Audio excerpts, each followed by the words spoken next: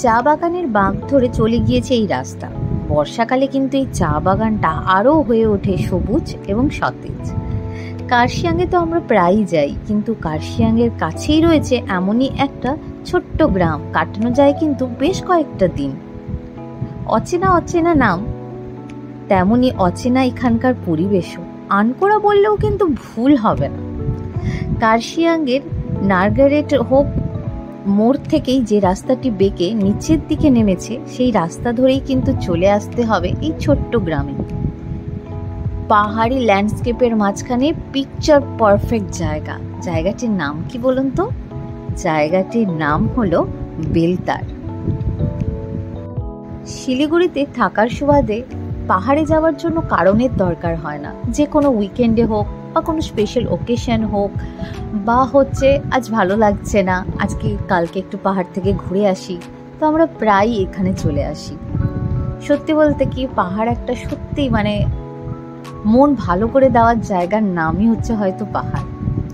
চলুন তাহলে এবারে বেলতারে যে রুমটা আমরা বুক করেছিলাম, সেই রুমটা একবার আপনাদেরকে একটু দেখিয়ে দিই।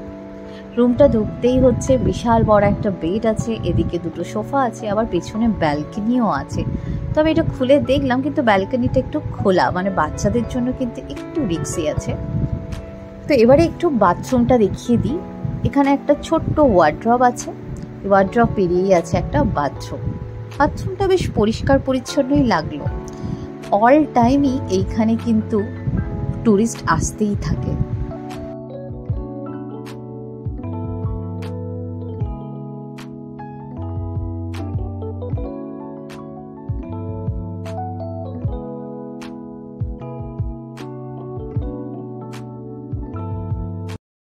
সুপ্রভাত।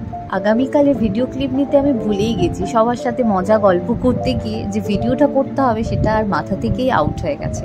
তো আজকে সকাল সকাল আমি মর্নিং ওয়াকে বেরিয়ে পড়েছি বেলতার গ্রামটা একটু ঘুরে দেখার জন্য। আর ভাবলাম একটু আপনাদেরকেও একটু দেখাই। সকালবেলা রোদ পড়তে যে কি সুন্দর লাগছে, বলে বোঝানো যাবে না।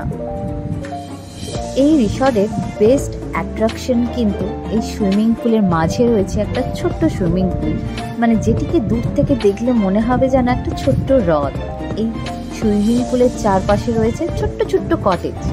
অসম্ভব সুন্দর এখানকার প্রাকৃতিক শোভা। পাহাড়ের কোলে একেবারে নিঝুম নিরিবিলি একটা জায়গা।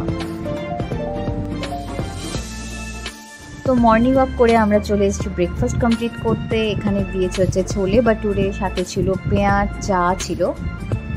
ব্রেকফাস্ট কমপ্লিট করে আমরা আবার বেরিয়ে পড়েছি। টুকটাক ফটো তুলছিলাম, রিলস বানাচ্ছিলাম, এইসব করছিলাম, খুব এনজয় করছিলাম। তারপর সুইমিং পুলেও আমরা এনজয় করছিলাম বেশ খানিকক্ষণ।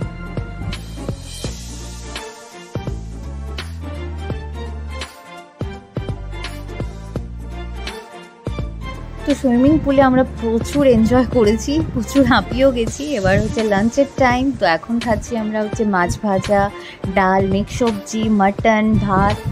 তো ব্যাস, লাঞ্চ কমপ্লিট।